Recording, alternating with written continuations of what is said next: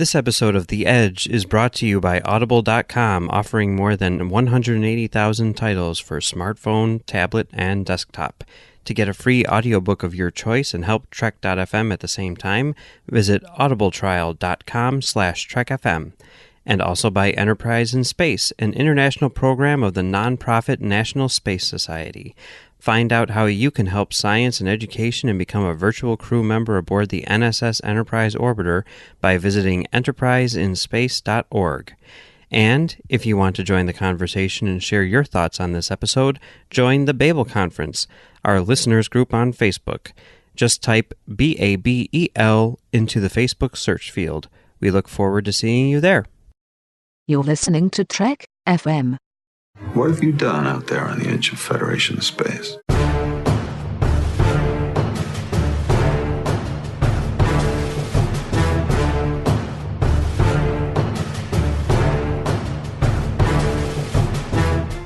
Hello and welcome to Tracks from the Edge, Trek FM's show in which we take a look at every episode of Star Trek Discovery and provide audio commentary for it.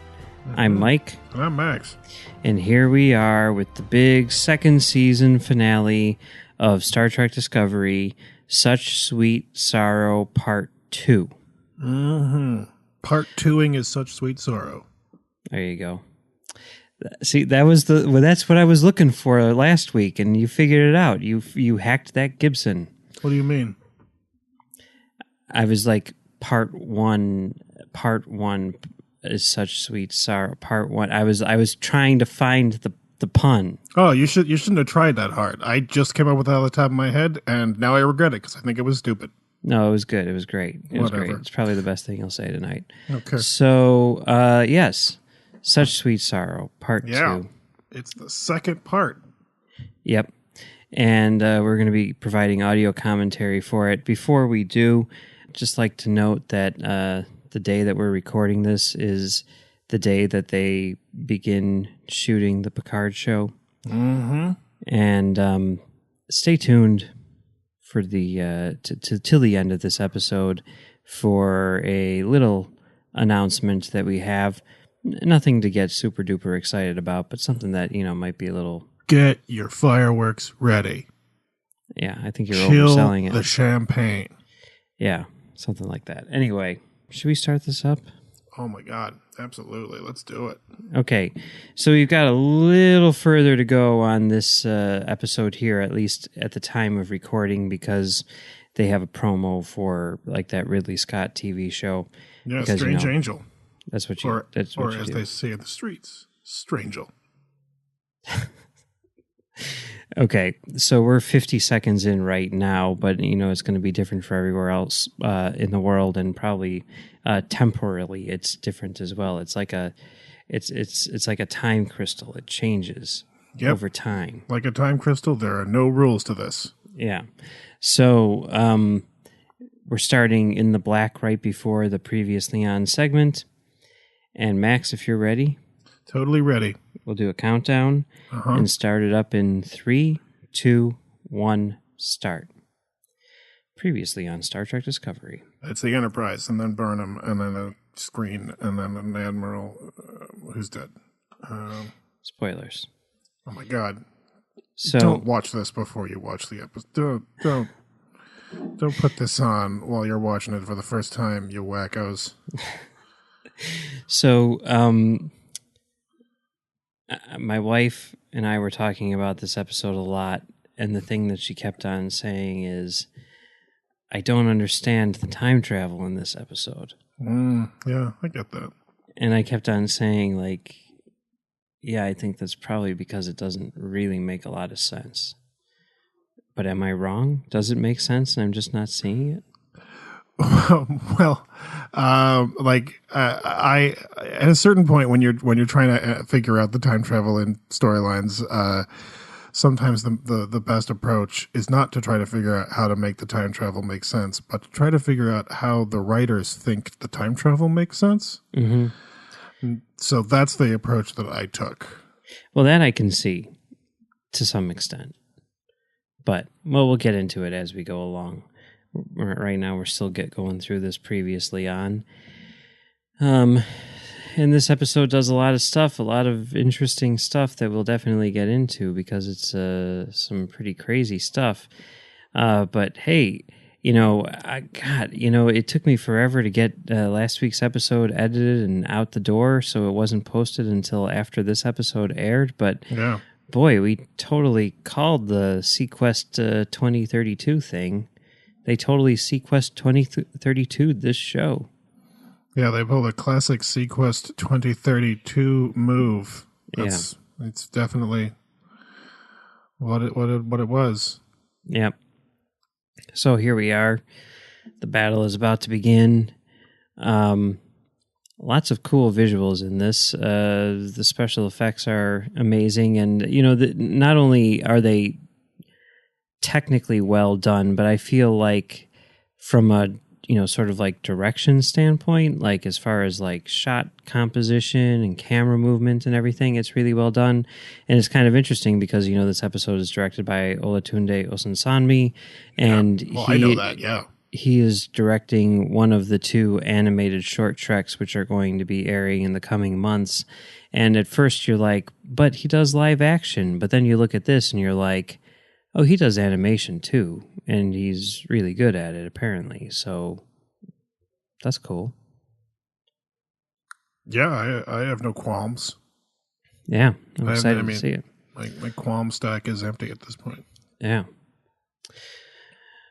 So, 2 ships, 1 destiny. Yeah. Where others see something, I see. I forget that line from Matrix Reloaded. Here's Revolutions. Right. I don't even know anymore. It was the end of Reloaded. Okay. So this scene takes place, and I guess we're going to talk about our conversations with our wives, because when I was watching this with my wife, she was like, "What? They're building it now? They didn't have it ready?"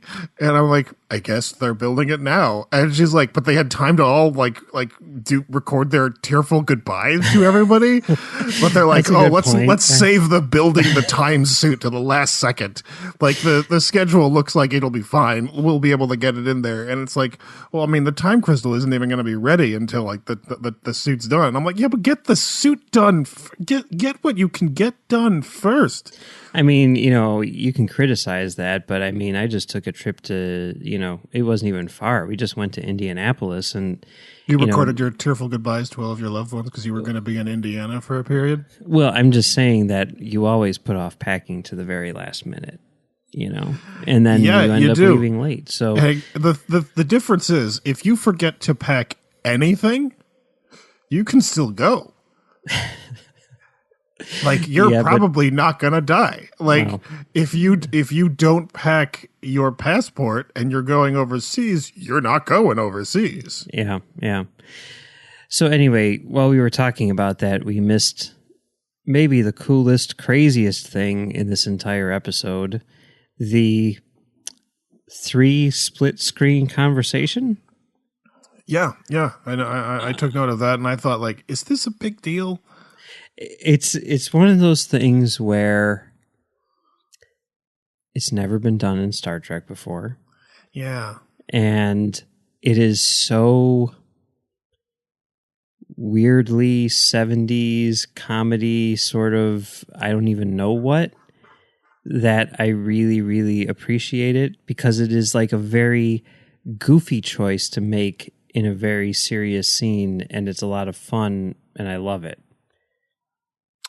Yeah, I mean the little dividers between the frames was an interesting choice. I definitely the way they go from 2 to 3, in Mean Girls when they do the 3-way call sneak attack thing. Yeah, it's just like Mean Girls. It is. It was a weird moment. I like it. I didn't freak out or anything. I wasn't like overly like flipped out. Oh, I'm a little weirded out by the angel silhouette behind Leland and his view screen image, but whatever. Interesting. there's a lot of weird stuff going on in this episode, and so like that little split screen thing, I was like, okay, I guess that's a thing. And then like this happened, and I was like, okay, so he's got this thing going on, and now there's a bunch of drones flying out of there, and I was like, guys, would It feels Control do that dramatic pause nonsense? Yeah, why not? It feels Isn't like that. It feels like a very Transformers moment, right? Where like you're like, we've got you now, and then they're like, oh no, I'm going to transform into Devastator, and then you're like, oh my god, I didn't know that he could do that. You know? Yeah, it's and in Transformers you have to like just accept, okay, this is a continuity where like some of the robots talk like blaxploitation characters. Apparently that's fine. But this is a thing where like there's an evil AI that wants to kill all of the people, and he's like talking to some people, and they're like, well, we got you outnumbered. And he's like, oh, do you, pitiful humans? Well, guess what? I have a whole bunch of drones. Look at that. See how I didn't deploy them earlier so that I could have this moment for some reason? I bet you're pretty impressed with me. Yeah. For some reason, that matters. I like it. Did you notice a couple names missing from these credits are Jay Beatty and Dan Dworkin, the guys who created the Scream show, and they also wrote the episode where they go to Talos 4. Which is considered, by the fans to be the best episode of Discovery so far. It's like, who are these people? Just fans. Which fans? I don't know. Names. The ones that go on IMDb and rate episodes of Star Trek. I don't know. It's just one of those things where it's like they're like, hey guys, let's just come in for one episode and write the best episode of the show, and then we're gonna leave. See ya. Nice knowing you. Bye. Okay. Yeah, I don't know. Fine. It's the best episode of the show. It has a weird structure where the Telosians are very interested in people's backstories. So this battle is pretty awesome. I would say this is up there with one of the best Star Trek space battles ever, right? I mean, it's got to be. So I mean, I don't think that it's I don't think it's a bad one. I don't put it in the bottom. I just feel like there's, because there is so much happening, there are so many things out there. Yeah. Like it's clear that there isn't really a through line, like a tactical through line in this battle. No, but I mean, one of the cool things that they do about it is they really do take sort of like a bird's eye view, I guess you could say, of the battle, where you see sort of like positioning and stuff like that. Because, I mean, that's one of those things which has always sort of like hampered the freneticism of these space battles in Star Trek, is that it's essentially just two massive battleships just like hurling cannonballs at each other, right? I mean, that's like the nature of the thing. So to like see, I mean, I don't know, I think they did a pretty good job of just kind of like showing the scale here. I mean, okay, so like, what's your what's one of your top Star Trek space battles? What? Well, number one is Wrath of Khan.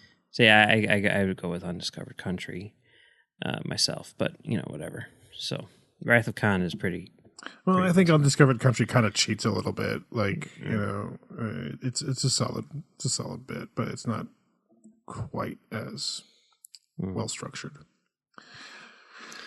But whatever. So they're in a fight for their lives, and a big chunk of this has been foreseen by Michael when she touched the crystal in the previous episode. Yeah, but it's only a possible future.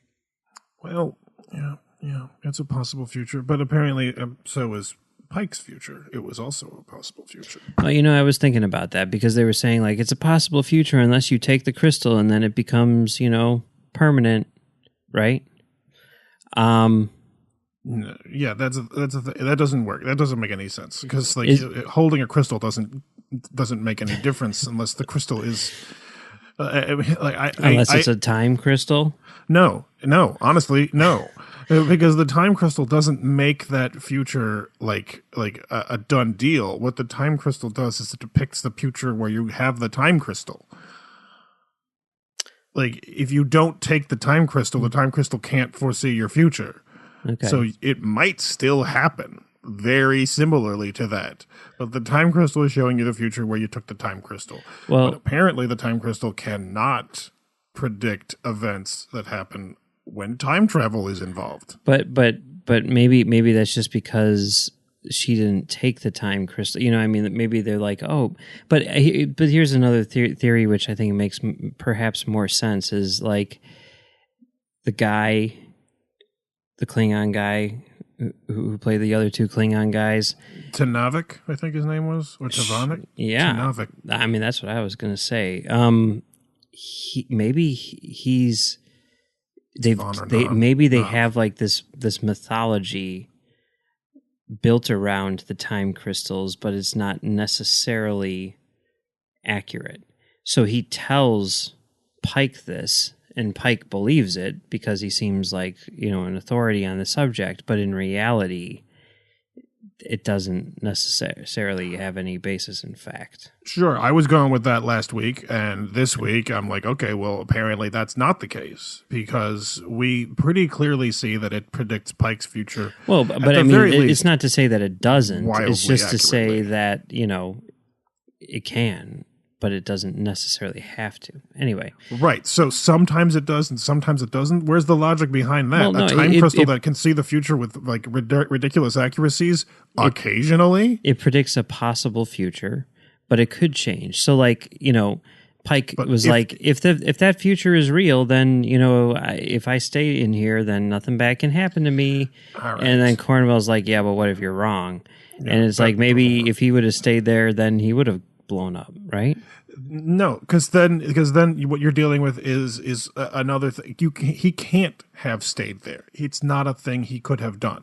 Okay, I mean that could be. His future is in some ways set because he's locked into a series of events. Now, theoretically, that series of events could change with the help of some time travel. Mm-hmm.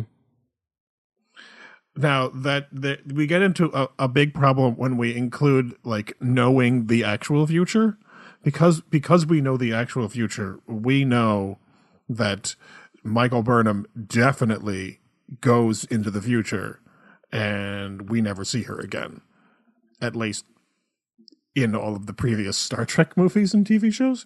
So like that kind of complicates things because we know that like she's not there. So time travel has to happen in order for her to be gone. This event has to take place in order for that to happen.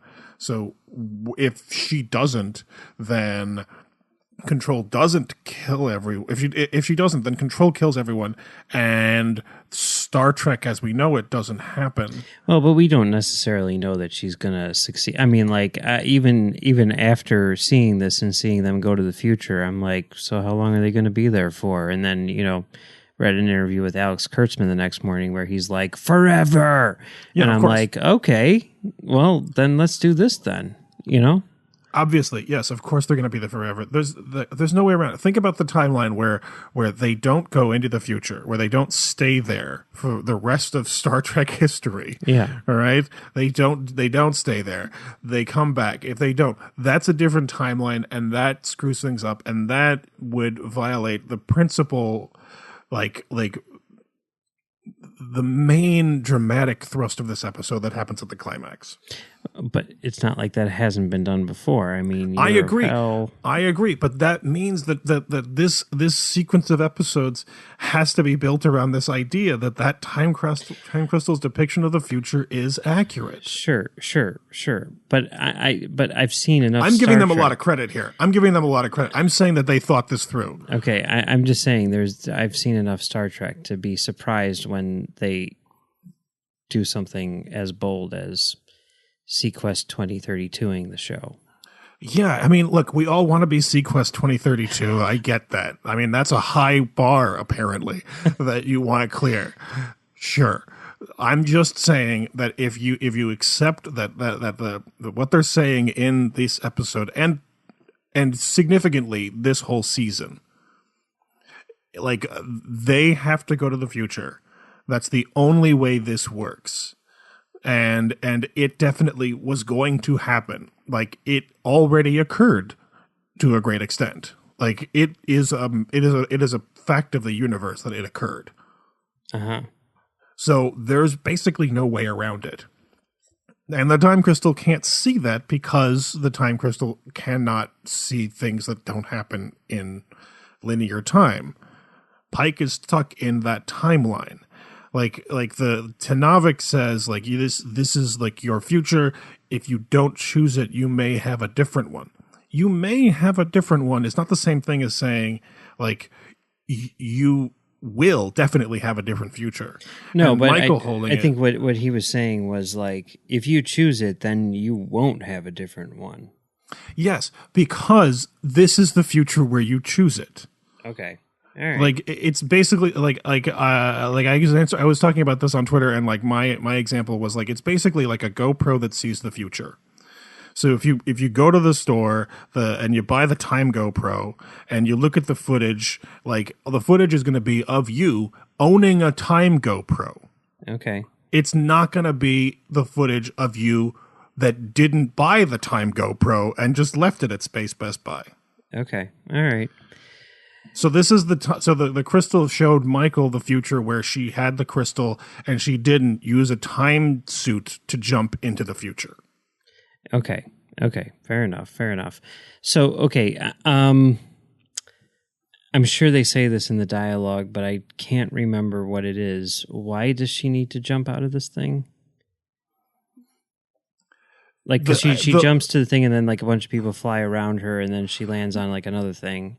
Yeah, the justification is it's tactical. It's about getting her out far enough to create the wormhole so that they can fly through it and not destroy anyone with the event horizon of the wormhole. Okay. So like Spock, because he crashes and that's why he's there, and so he wasn't supposed to be there. Because I'm like, why didn't she just stay in the thing? But then again, I don't know. I mean, I guess these don't have transporters on them in the 23rd century, right? Because I was going to say, why not just stay on the thing with it? It doesn't matter.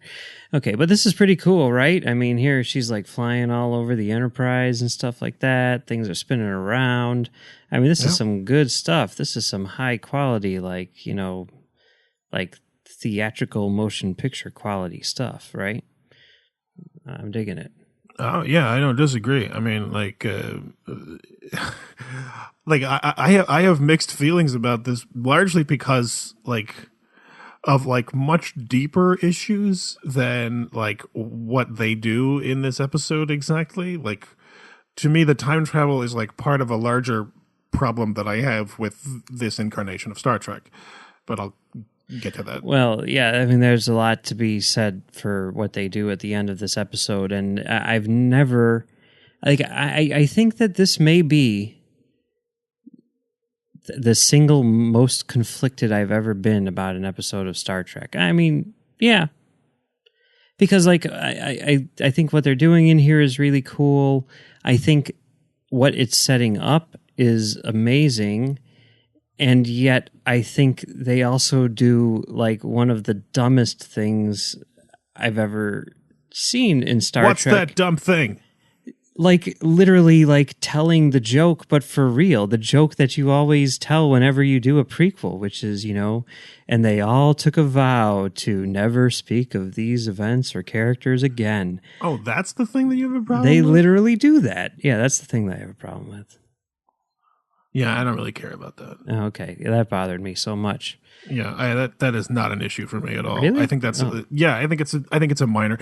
Like to me, like preserving the continuity of Star Trek is not so complicated, because like honestly, if somebody just said like oh, Captain Pike, he was a Gorn the whole time, I'd be like, that's fine. Oh, whatever. Speaking of which, the weird looking alien lady on the bridge of the Enterprise.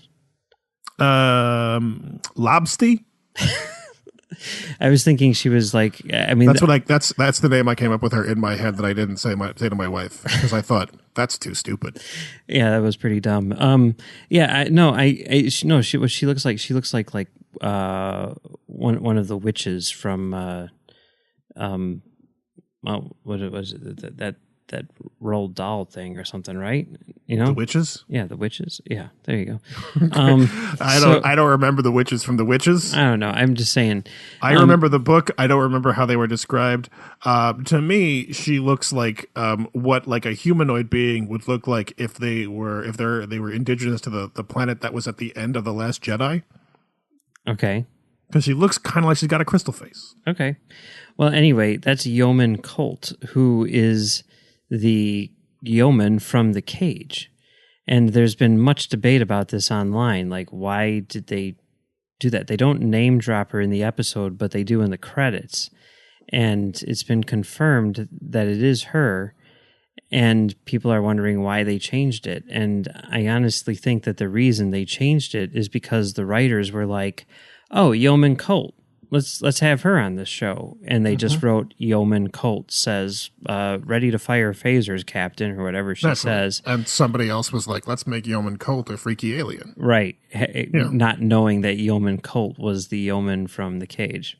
Yeah. Or maybe it's possible that there are two yeomans who are, neither one is named Colt, and Pike is just bad with names. Maybe that's what it is. I mean, they don't say her name in the thing, so they could very easily say like, "Oh no, that wasn't Yeoman Colt. That was Yeoman Janice." Yeah. So whatever. There are a lot of ways to justify it. That's my point. Preserving the history is not that complicated. It's not that hard to justify it. For me, it's about the internal logic and making sure that all of the people do things that make sense. Mm-hmm. And if at the very end you have to say something to justify like the continuity that's been previously established, it's not a big deal to me. I don't really care that much. Like honestly, if a totally unknown character came in and said like, all right, for reasons that I don't have time to explain to you, we're never going to talk about them again. I'd be like, all right, okay, that checks out. That adds up. That's like literally what they do here. Yep. That adds up, except it's Spock that does it, so whatever. But see, here's the thing, and I'm sorry, because we're talking about it now, so I need to bring it up. Like, it wasn't an issue. Like, I keep on saying, like, I've known you for 19 years now. Mm-hmm. If you were to tell me at this very instant, like, I have a half brother or sister living somewhere in the world, I'd be like, I didn't know that. But it doesn't surprise me. 3. 3? 3. No, wait. 2 half-sisters and one adopted sister. This is my point. You don't even know how many siblings you have. So, you know what? It's okay for Kirk not to know how many siblings Spock has. Because I didn't know that you had any siblings. I doesn't surprise me in the least. And yet I never thought to ask. Knowing my dad, that rascal. All right, well, we won't get into that. But, this is what I'm saying. Okay, yeah, it's not an issue. And my point is, I don't care either way. Okay. I can justify it. It doesn't matter. What bothers me is this. This is the part of the episode where my wife was like, this makes no sense. What is going on? Oh, mine too. And I agree. And no, but this is the thing. I was like, I know exactly what's going on, and I am furious. So explain to us, for everyone who doesn't understand, what is going on. What is the narrative of this season? Underneath all of the other stuff, what has this season largely been about? It's been about trying to figure out what this No, not like a literal thing. What is the theme? Oh, faith. There you go. Uh-huh. This is what this is. This is the moment where Michael has to say, I have to put my faith in the universe itself. Uh-huh. Because time, it has literally been folded in on itself in weird, convoluted ways. The universe has laid out a path for me in the past and the future. The universe is largely a player in this narrative at this point, because she didn't have to go back in time later on and send those signals. Those signals were there for her right at the beginning. She saw events from her own future that she had not done. Her mom didn't get to see that. And her mom is an angel. There's a lot of weird thematic stuff going on in here. She was not an angel. Now she is one, but she has, what do they say about people? They're not like angels because people have free will. But the universe has given her a path, and she has to choose that path. And she has to place her faith in the universe itself because the universe has given her 7 signs that this is her path in the universe. And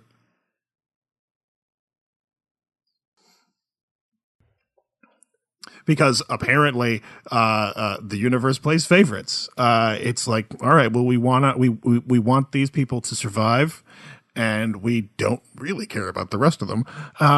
They're just not that important. Kind of like in Star Trek 2009, where it's like, all right, well, we killed all the Vulcans, but we got these 3 heterosexual white men on a bridge together. That's great, right? Job done. See, but I mean, and that's like the one problem that I have with Star Trek 2009, where they're like,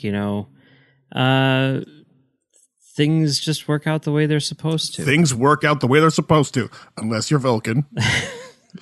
No. I mean that, but I mean, here's the thing, right? I love Star Trek 09. I think it's like the best that Star Trek's ever been.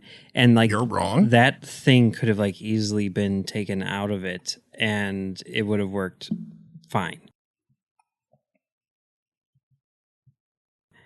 Really, I mean, there were like 2 or 3 lines of dialogue, which could have, so that bothers me. The idea that, like, yes, they were meant to meet Spock in that cave and everything, like that bothers me. But at least it's not like sort of like hinging on that idea. I don't know. Anyway, so okay, here, explain to me though on a more literal level, like, why can't she set coordinates for the future? Because she hasn't done something yet in the past? Yes, because she can't actually like open the wormhole to the future because the system cannot find the coordinates in the future for her. It's almost as if the wormhole in the future for her doesn't exist yet. Yeah, but then how was her mom able to come back? Different suit, different circuitry, different wormhole, different everything. Okay. But okay, then how was, because I mean, but then there's like 2 other signals which she's set, right? But that's the thing. The 7 signals appeared at the very beginning of the season, and I'll once again bring this up. 7 signals appear simultaneously throughout the galaxy. If they're moving at the speed of light, you don't see them for a long time, and they don't arrive simultaneously, and it'd be impossible to know if they appeared simultaneously because you'd have to know when. I mean, come on, guys. No. But I mean, isn't that just because if you're thinking about it like from the same, like you could have some guy like standing next to one signal and some guy standing next to another signal, and then they're both like, whoa, I just saw a signal. You know what I mean? I know what you mean, and that doesn't work. Okay. Like it doesn't make sense. Like all right. The problem with this signal thing is that those 7 signals appeared at the beginning of the season, and now she's sending them, and we're seeing how like throughout the season we're like, okay, so the 7 signals appeared, and now they're appearing again.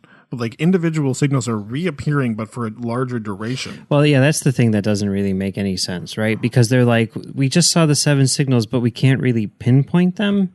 Like, why not? Yes. Well, because the 7 signals appeared for an instant. Yeah. And then went away. And then one reappeared and stayed there for a big chunk of time, like, let's say 20 minutes. But you can't. Long enough to. I mean, how much time do you need? I mean, you know that you saw the signal. You know that you saw it in a specific point because you were looking at it, right? But this is the thing. Because you have to justify 2 things simultaneously. You have to justify them all appearing at the same moment and justify not being able to pinpoint that location. You have to have a guy nearby in order to say, I saw a signal at 6:15 p.m. on Saturday night. And if you don't have a guy there, then you have to have a system that's recognizing signals in space and saying like, oh, that one happened at the same time as that one. But they arrived at the same time. They wouldn't arrive at the same. They'd arrive thousands of years apart. Okay, but I mean, the other thing is like, why did they appear twice? Why do they all Why appear did they at appear? once? There's then- no there's no explanation for why they appear twice. Michael Burnham is saying in this episode, like, I will make this signal appear. Now, presumably what she's doing is she's making the signal that we saw for an instant at the beginning of the season appear for a longer period of time so that we can track its location. Because they're able to track its location. They're like, oh, this one's in the beta quadrant. No, but she's creating the signals too. Yeah. What do you mean? That's what I said. Okay. No, but she's not just, it's not like the signals exist and she's making them appear for longer, right? No, I mean, to a great extent, what she's doing is making signals that already existed because they're part of the past. She's making the signal that exists. Okay. All right. But for whatever reason, the signals have a two-step process. For whatever reason, when she makes a signal, Well, it makes it, it harder flashes. to break into your time suit that way.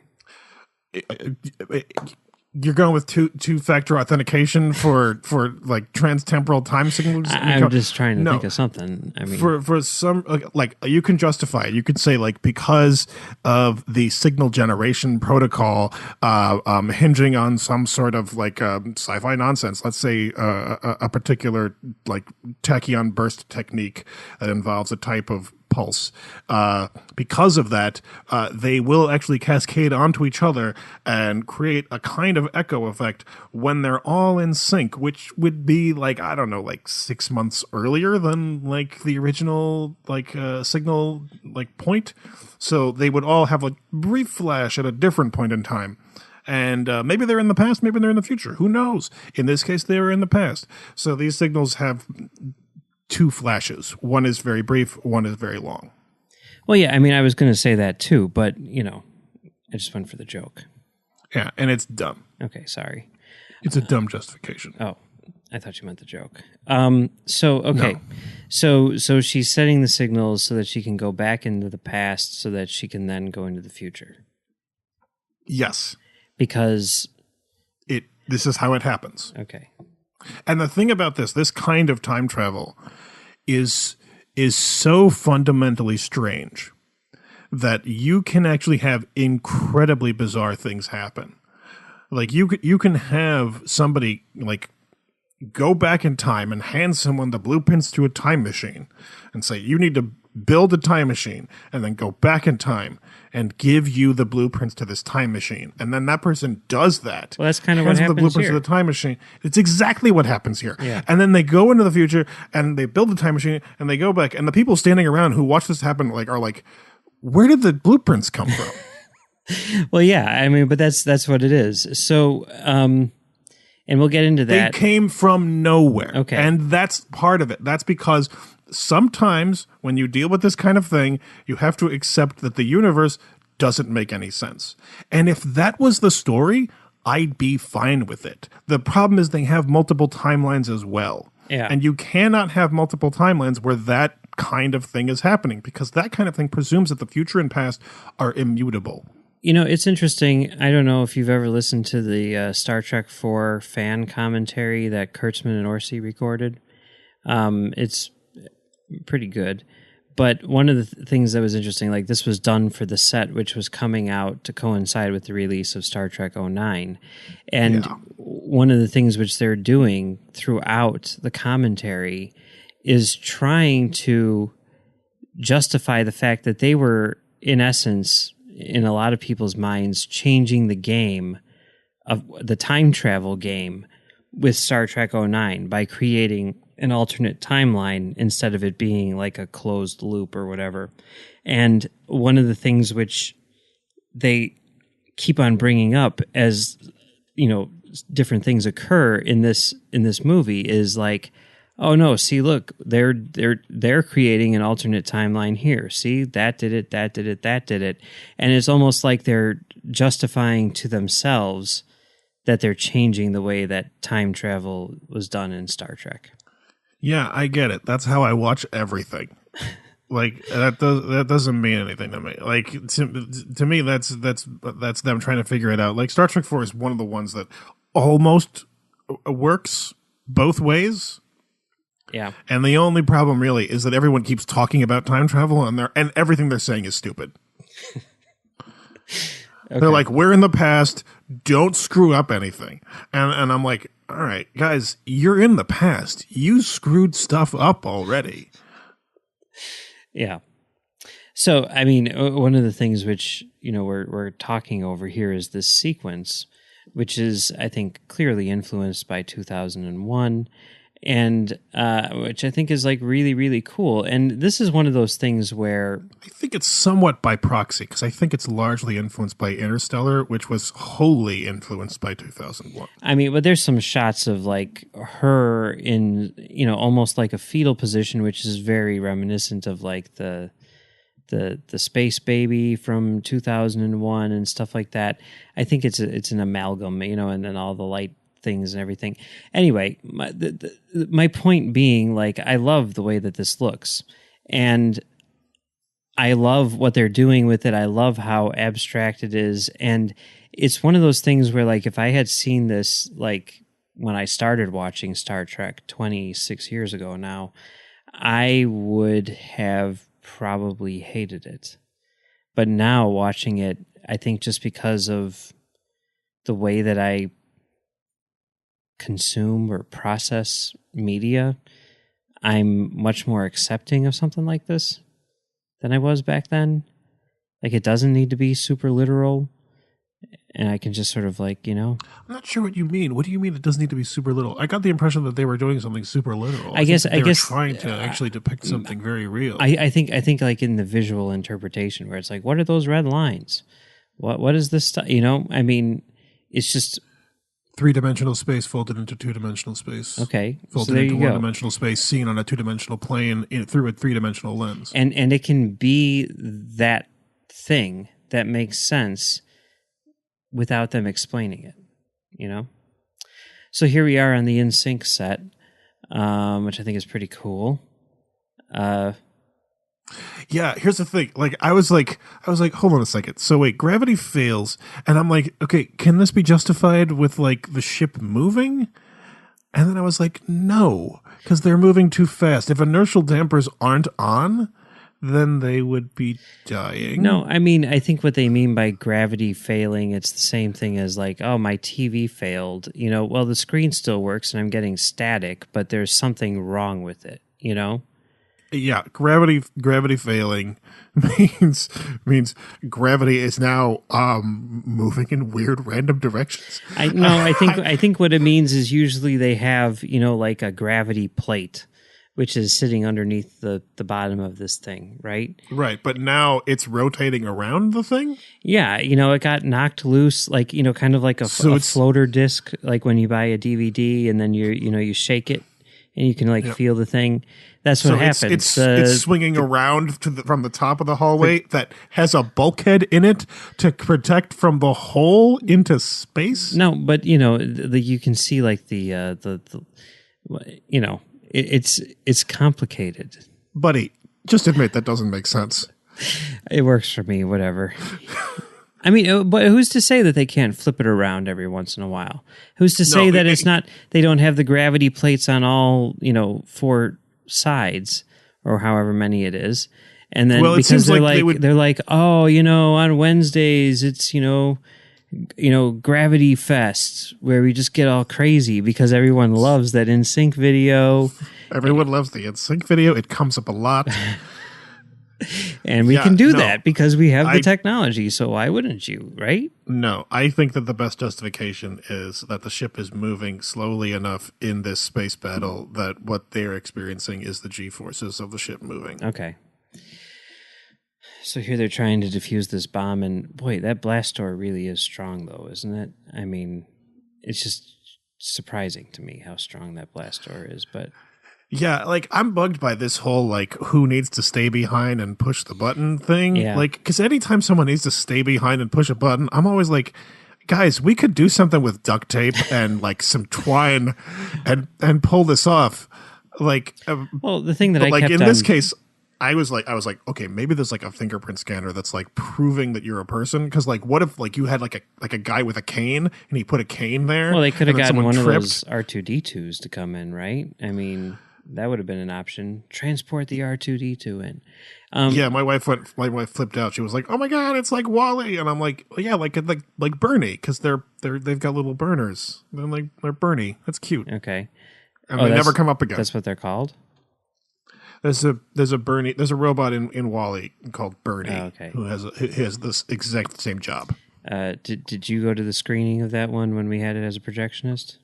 I don't remember. I'm pretty sure you did. That was the last time I saw that movie. So it's probably true. Yeah. I saw it and I haven't seen it twice. Oh. So yeah, probably. Hey, both of us. Cool. But like the thing that I was thinking about with it was like, okay, this blast door. That line, "We will wade deep through the ruin of our enemies." Yeah. First time I thought she was hot. I think that says. I was like, what does Vogue see in this woman? And then she's like, "We will wade deep through the ruin of." I'm like, all right, okay, all right. Little glimpse into Max. I'm not mad at it. All right, cool. So anyway, what were we talking about? Oh yeah, the blast door. Hey, I mean, theoretically, the reason for that blast door is like exactly what it's used for, which is to save the ship. So I guess my question is, why not put that handle on the other side of the door? Oh. Imagine the pranking. That would be terrible. No, it has to be a dead man switch. It has to be like this has to be something that somebody pulls in order to save everyone. Because if you do this, there's no turning back. Like, it's over. This is the kind of thing that you have in place when this situation occurs. I mean, it usually works with an iPad, so. No, but that's a manual switch. That is the last possible step. That's the Hail Mary of sports. They even just said that. So hey, I want to point something out here. They do here. There's that shot of Saru where he's in the chair and he's talking, and the camera is like moving in like a kind of like a half circle, like it goes to one side of him and then it comes back to the other side. That's like a thing. They love doing that. That's like a thing which I think like, and I don't really know, but I think it's a thing that, filmmakers do when they're trying to cause like movement, like sort of like whatever, movement more than anything.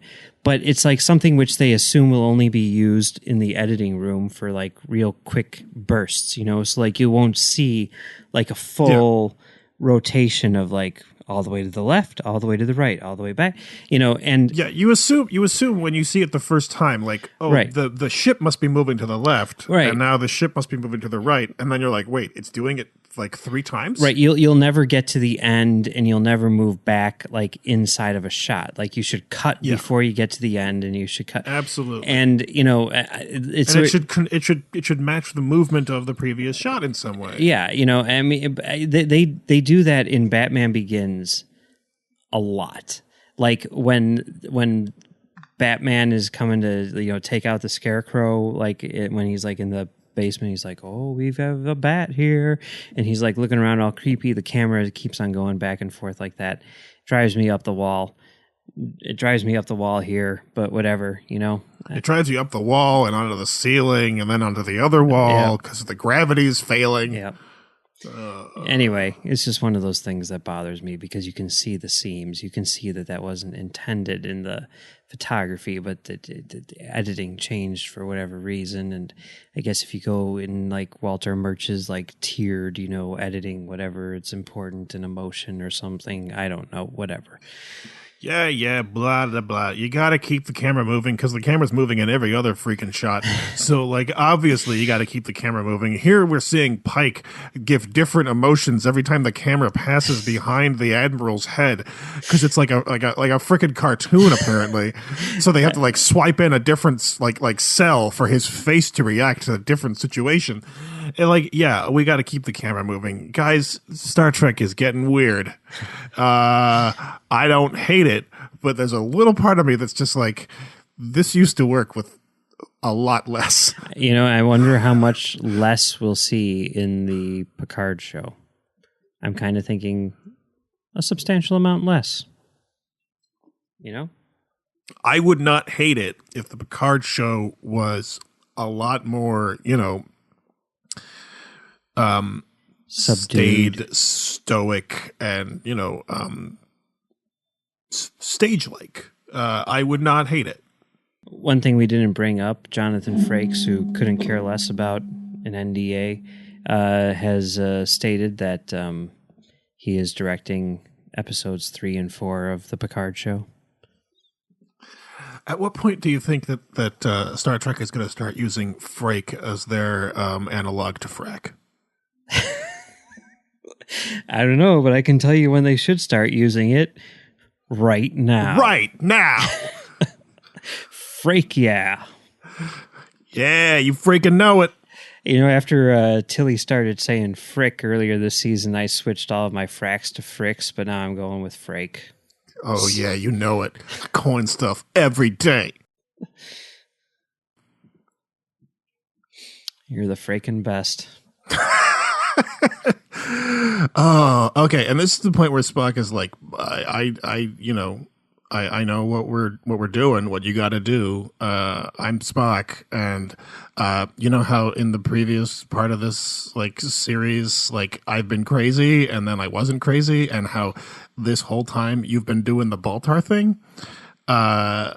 Just like at the end of BSG, you have to do the Baltar thing in that episode and realize that there's a purpose to everything that's happening, and you're a part of it.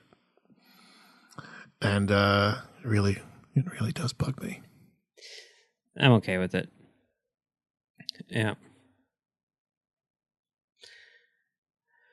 If they were doing it the whole time, I don't think I would care.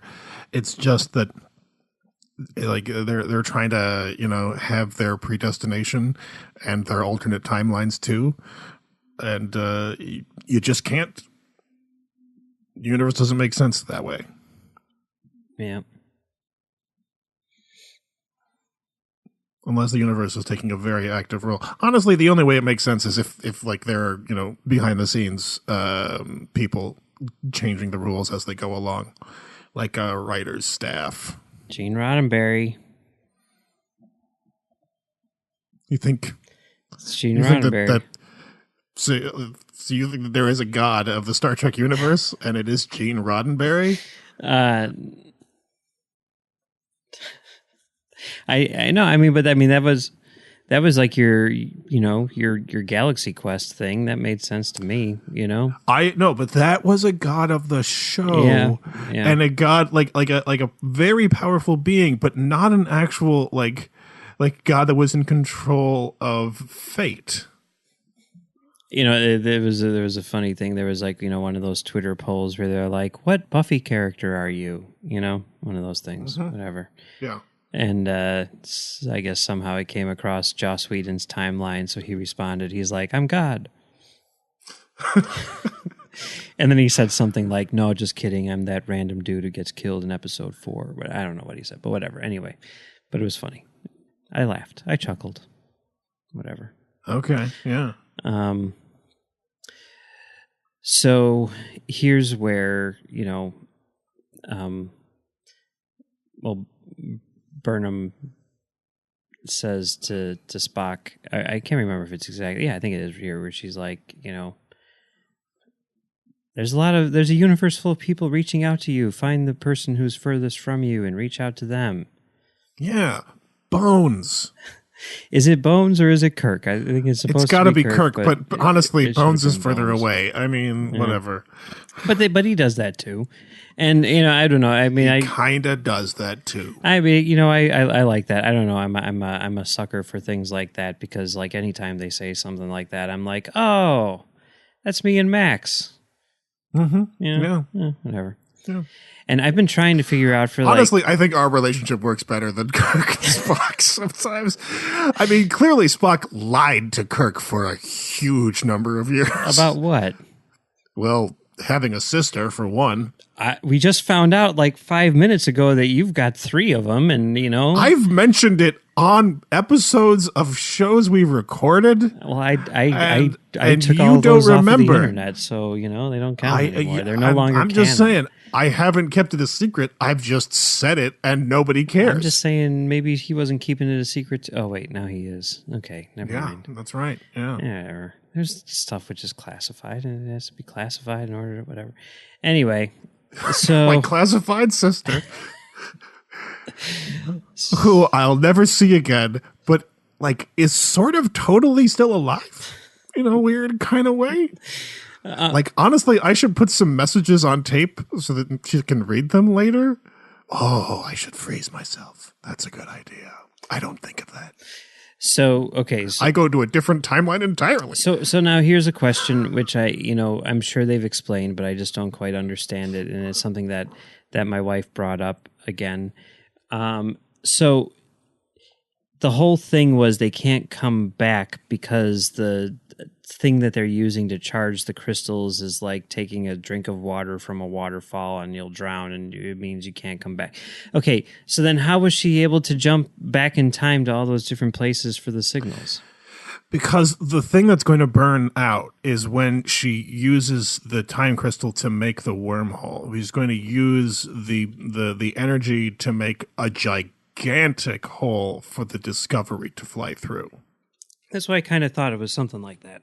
But like, the only problem with that is that right after she does that, she makes another freaking signal. Well, but no, we don't know that she does that, right? Because she's like, I'll let you know when I'm through. But then, like, Spock is like, 124 days for me could be like minutes for her. But it could also be the reverse, right? I mean, to your point, where they're like, oh, don't worry about going, 930 years in the future because we'll have 930 years to figure out how to get you back to the present. I agree. I think it's possible that she had like a Post-it note on her refrigerator for 30 years that said "Send seventh signal," and she's like, "I will get around to that." And then she dies, and her granddaughter is looking at it and is like, "What is this about?" And she talks to a bunch of people, and she's like, "Oh, I think we could actually do that now." And then she pulls it off. Wouldn't it be weird if, like, next season was the story of how they were going back to, like, Boreth to get, like, another time crystal so that she could send that last signal? I would love it if season 3 was primarily about the responsibility of informing Spock that they safely arrived by sending the seventh signal. Yeah. So, in this scene here, Giorgio is straight up giggling as she's killing this dude or this, AI or whatever it is. Yeah. It's a little evil, but I like it. Yeah, like there's like she's got this revenge thread, and I'm like my problem is I'm not sure what she is avenging. Oh, I think she just didn't like that guy. That's it. She just didn't like. Well, she's like, he's in my way, And I know, but she does say revenge. Yeah.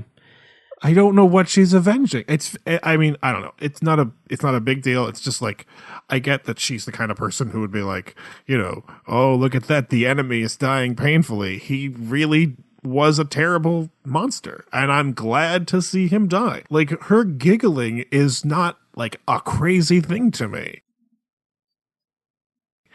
It's the idea that it's revenge that bugs me. It's just it's a logical inconsistency.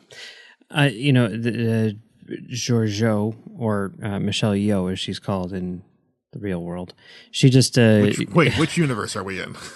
She just gave an interview where she was talking about the Section 31 show, and she's like, it's going to be a lot more fun. It's not going to be so serious like these other shows are. It's going to be, a good Section time. 31, 950 years in the future. It's going to be really cool. It's going to be all cool. We're going to be like, doing some stuff and going to planets, saving the worlds and everything. I mean, you got to think she's coming back, though, right? I assume that she's coming back. I find it weird because, like, we know that there's going to be a Section 31 show. We know that she's going to be in it, and we know that she's on that ship. There's a lot of stuff that we know already, and it's just weird. Like, why didn't she say, like, all right, job done, escape pod time? Like, she didn't do that. Like, if we had seen her, like, just, like, pull a lever and a shuttle, like, shoot out of the back of the ship, I'd have been like, That's fine. That's enough. I mean, but like of all the people who don't need to stay in the 22nd century, like she's like number one because it's not even her 22nd century or 23rd century if you want to be all accurate about it. So I'm just saying that it's strange that it's not strange because she didn't do it. I mean, there's no reason to think that she would come back. And this shot of Enterprise with like big chunk missing from the front of it, it's pretty cool. Yeah. So now here's where we get into the cool stuff. I love. Oh, this was a funny moment. My wife was like, "What?" Like when they got to the Golden Gate Bridge, and like because I'm a Star Trek dork, like I was like, "Okay, that makes sense. Yeah, that's what we'd be seeing." And she was like, "Whoa!" And I was like, "Oh, you don't remember?" And she's like, I know that that's headquarters, but like I just didn't." It was a jarring transition. And I'm like, I guess it was. Yeah, I didn't find it to be jarring. I mean, I thought it was cool, but I also thought what it signified and what we see from here on out in this episode is, pretty amazing. Like, the Discovery crew is gone, right? And the idea that they're, like, wrapping this up with, like, the people left behind, right? I mean, that's cool. Yeah. Like, this could be the end of the show. Like, they were going to settle on this planet and everything like that. Like you could say like there's not going to be a season 3 and we're done. And I love that because it works. It does. It's not a cliffhanger. It has an ending. I mean, yes, there are lots of questions like, well, what happens now? Right. Now that they're in the 32nd century, but from just like a storytelling standpoint, you could say like, well, this is the end of the series and, this is the end of the story and it works perfectly well. And I think that that's really cool. And, that's it. It's just, it really works for me. And also, there's, of course, there's been this petition online, regarding a, Anson Mount led Captain Pike Enterprise show, which has gotten lots and lots and lots of signatures, because people love the character and his performance so much, and they just want to see that. And it's really interesting because like he responded and he's like, thanks, he basically said like I'd be up for it, but it would take a lot of work in order to get there creatively. And yeah, we'd have a really limited run. No, you'd have like 3 or 4 years. I mean, hey, which could be a selling point. I mean, hey, but whatever. But then yeah, I mean, it would be a really interesting series finale. Like he's just he can't be captain anymore. Well, I mean, whatever it is that they do. I mean, because he's not. Well, whatever. It doesn't matter. Anyway, the point being like. It sounds like they're considering it. In that Kurtzman interview where he's talking about what they're doing in season 3, they bring it up and he's like, the fans have been heard. Yeah, I don't see it happening. I don't really think there's a need for it. Well, I mean, is there a need for anything? I mean, that's every time everyone's like, I don't see. Yeah. No, but I mean, in terms of like, I think that the Picard show is something that is actually really necessary. I mean, I can see what you're saying, right? I can see what you're saying, but for like a lot of these things, it's like, well, we just need to keep it going in some way or another. But yeah, I don't know. Anyway, it's an interesting thing. Oh, look at that! They're rebuilding Enterprise. It seems like they have to do that a lot. They do it so often. They got a lot of work to do. There's a lot of unnecessary view screens and blinking lights on that thing right now. Mm-hmm. Just get all that out of there. Go very minimalist. It's just too much. There's too much happening all the time on that ship. So we missed the whole thing where they're like, we're never going to talk about them again or their crew. We can't even mention Michael Burnham's name. Why? Yeah. Wait, why? Because control is such a part of the history of why the Discovery disappeared, and control is so dangerous, and the concept of it like a tactical AI is so dangerous and so powerful that they have to like make sure that no one ever follows up on any research that was done that led to that, and never tries to recreate the technology, because that would be really bad for all of the people. Okay, but so they need to erase the discovery from existence entirely. and I mean, you can do that, I guess, because even though we think of it as being like, wow, look at all the missions they've gone on and they've played an integral role. I mean, like when we first saw them, which wasn't that long ago, they were like a top secret ship, right? Yeah, Everyone's and like, they were basically still kind of classified because Yeah. they're working on one mission that has to do with mysterious signals. and, you know, you could say like, well, the spore drive, you know, that could be classified, whatever, but they're like, we can never mention the spore drive again. I don't understand why they can't mention the spore drive again. That doesn't make a lot of sense to me, but why can't you mention the Because crew? if you I look mean, up the spore drive, you'd find the Discovery, and Discovery is like his history, and that would lead back. So the spore drive, because it was connected to Discovery, has then connected to Control. So the spore drive technology is a problem, even though theoretically it could revolutionize everything. okay, so I want to point something out here. There weren't any scenes which started off in rooms that Spock walked through, but I love the fact that the very last scene of the season is Yep. us following Spock into a room. So we're through the looking glass. Now we're seeing things from Spock's perspective. We are. But the thing is, in the previous episode, the first part of the two-parter, we didn't see Spock enter a room through a door, but we did see both of his parents do that. So we know where he got it. Yeah. And I was thinking about something else. First episode of this season, it starts with Burnham walking in on Spock in a room, right? Yeah. So now he's like, and he didn't like it, right? He's like, get out of my room. Was he? And now he's like, I'll show them. I'll just walk in on their rooms. And every time they're going to be like, oh, Spock, it's so great to see you. And he's like, that's not the reaction I wanted. Oh, guys. But not emotional, though. Yeah. Because I'm logical and stuff and whatnot. That's kind of cool to see them all on the bridge together, Enterprise doing its thing. And My first reaction on seeing beardless Spock was, oh, his jawline is different.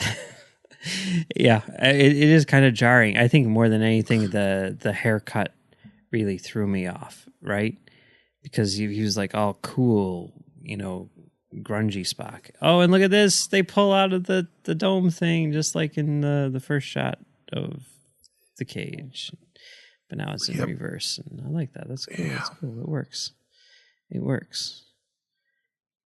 And we're off. It's something. Yeah. There's and there's the Enterprise. signal.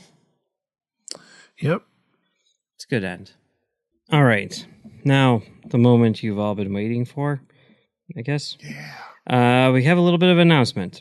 Something which we're formulating. Came up with it a couple days ago, and, it's just been... An AI for tactical decision making. Yes. I think it could work out well. I think it's a good plan. I don't see a possible downside.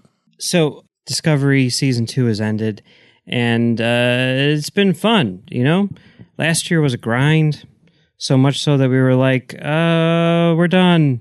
And then, very thankfully, Amy asked us to come back in Season 2, and this season has been a lot of fun. It's been fun talking to listeners and everything like that. And, we were thinking like, hey, why does this have to be end? I mean, parting is such sweet sorrow, as we learned, right? So, what we're going to do, looking to the future, just like Discovery, we were like, they got this Picard show starting up apparently at the end of the year, and we're both pretty big fans of Picard, and we're really looking forward to this show. So what if we were to do some commentaries for episodes and movies which are somehow important, or which we think might be important to this show? Like the best Picard episodes, or the most important Picard episodes, or, We will be talking about the flute. talking about that flute, talking about, where it started, talking about where it ended, talking about Star Trek '09, which, the events of which apparently have a big impact on the show, talking about some stuff that some various creators who are working on the show had a hand in Star Trek, and whatever else comes up. So we're going to be doing this. It's going to be probably a bi-weekly commentary show. We know that we're going to start with Encounter at Farpoint and All Good Things, and we're going to end with Nemesis and Star Trek '09.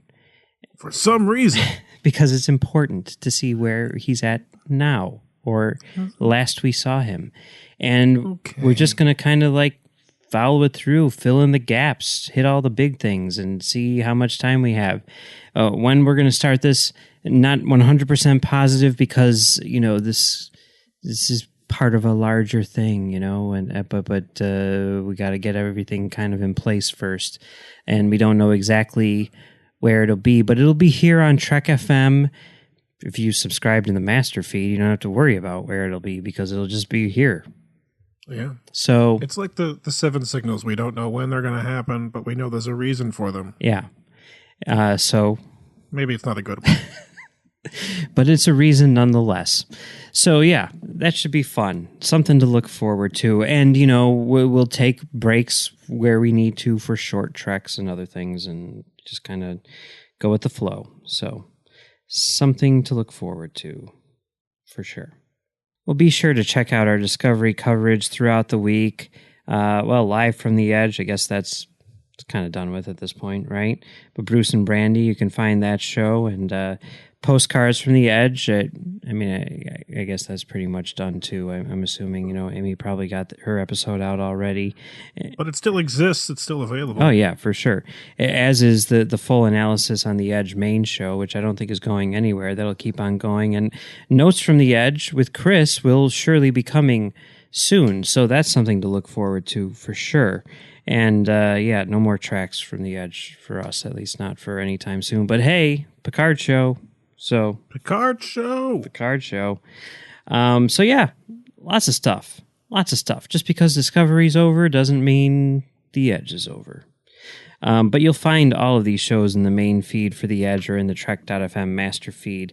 We'd love to hear your thoughts on Discovery, and the best place to do that is the Babel Conference, our listeners group on Facebook, where Amy Nelson will collect your feedback for Postcards from the Edge.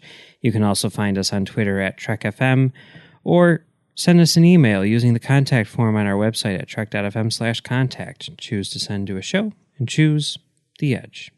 We should probably also mention that when we're not here on Trek FM, we're over on our website, filmdamagepod.com, doing a show called Film Damage, where we take a look at movies from the perspective of the booth.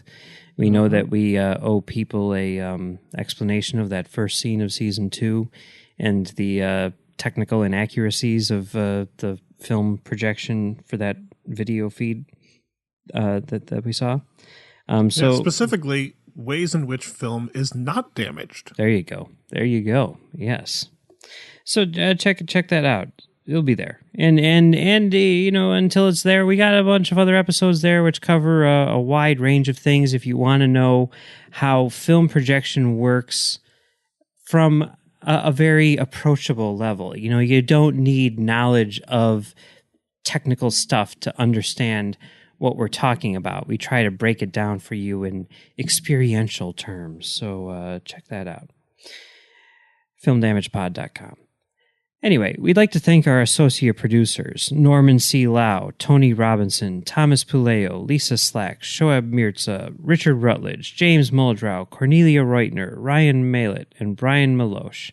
Thank you very much, everybody. We really appreciate your support.